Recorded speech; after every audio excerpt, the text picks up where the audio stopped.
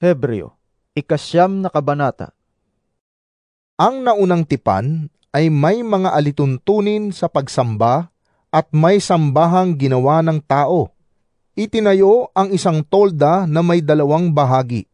Ang una ay tinatawag na dakong banal at naroon ang ilawan, ang hapag at ang mga tinapay na handog sa Diyos. Ang ikalawa ay nasa kabila ng pangalawang tabing at tinatawag na dakong kabanal-banalan. Naroon ang gintong altar na sunugan ng insenso at ang kaban ng tipan na nababalutan ng ginto. Nasa loob ng kaban ang sisidlang ginto na may lamang mana, ang tungkod ni Aaron na nagkaroon ng usbong, at ang mga tapyas ng bato na kinasusulatan ng tipan.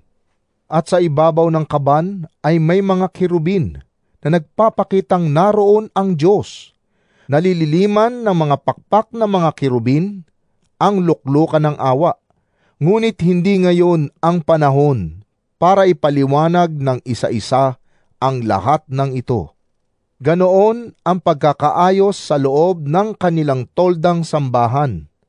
Ang mga pari ay pumapasok araw-araw sa unang bahagi upang ganapin ang kanilang tungkulin. Ngunit tanging ang pinakapunong pari ang nakakapasok sa ikalawang bahagi, at ito'y minsan lamang niyang ginagawa sa loob ng 1 taon.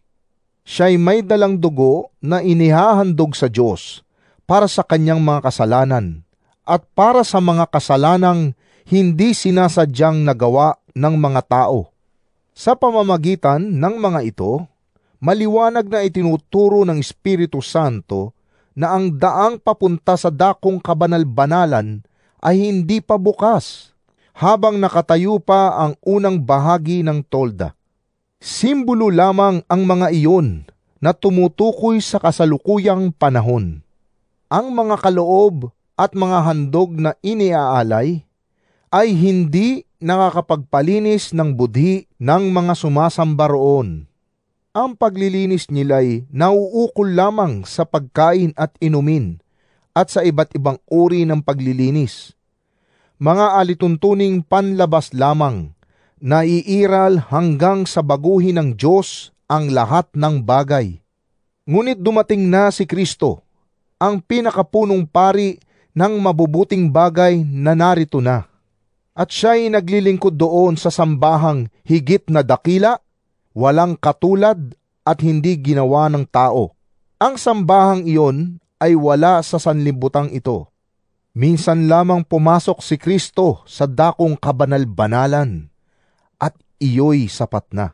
Hindi dugo ng mga kambing at guya ang kanyang inihandog, kundi ang sarili niyang dugo upang magkaroon tayo ng walang hanggang kaligtasan.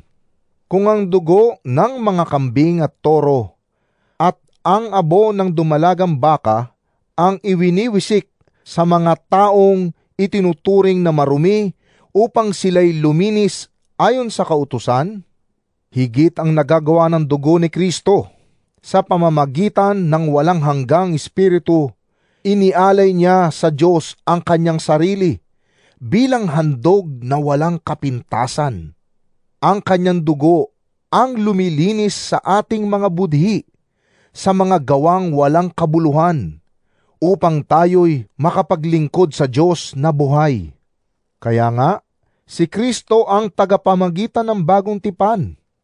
Sa pamamagitan ng kanyang kamatayan, ipinatawad ang paglabag ng mga tao noong sila'y nasa ilalim pa ng naunang tipan.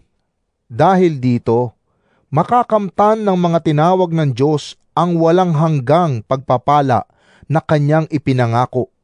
Kapag may testamento, kailangang mapatunayang patay na ang gumawa niyon, sapagkat ang testamento ay walang bisa habang buhay pa ang gumawa. Magkakabisa lamang iyon kapag siya'y namatay na.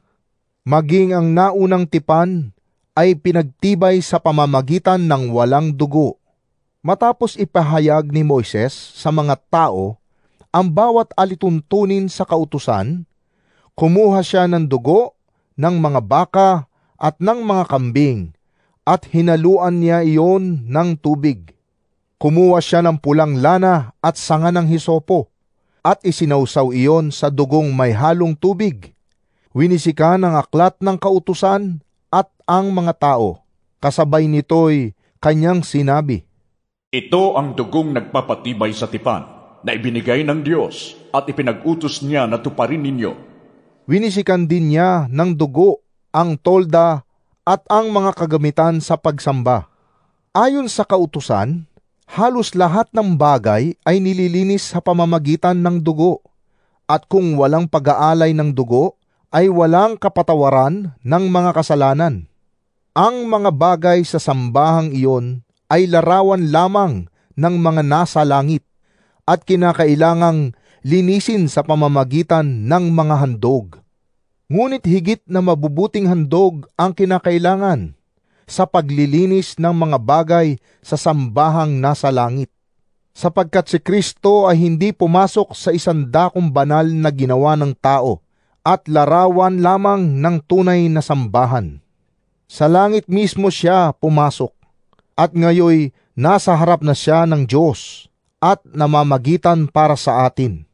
Ang pinakapunong pari ng mga Hudyo ay pumapasok sa dakong banal taon-taon na may dalang dugo ng mga hayop. Ngunit si Kristo'y minsan lamang pumasok upang ihandog ang kanyang sarili. Kung hindi gayon, kailangan sanang paulit-ulit na siya'y mamatay mula pa nang likhain ang sanlibutan. Subalit minsan lamang siyang nagpakita. Ngayong magtatapos na ang panahon upang pawiin ang kasalanan sa pamamagitan ng handog na kanyang inialay. Itinakda sa mga tao na minsan lamang mamatay at pagkatapos ay ang paghuhukom.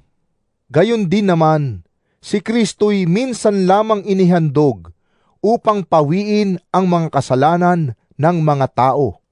Siya'y muling darating, hindi upang muling ihandog dahil sa kasalanan, kundi upang iligtas ang mga naghihintay sa Kanya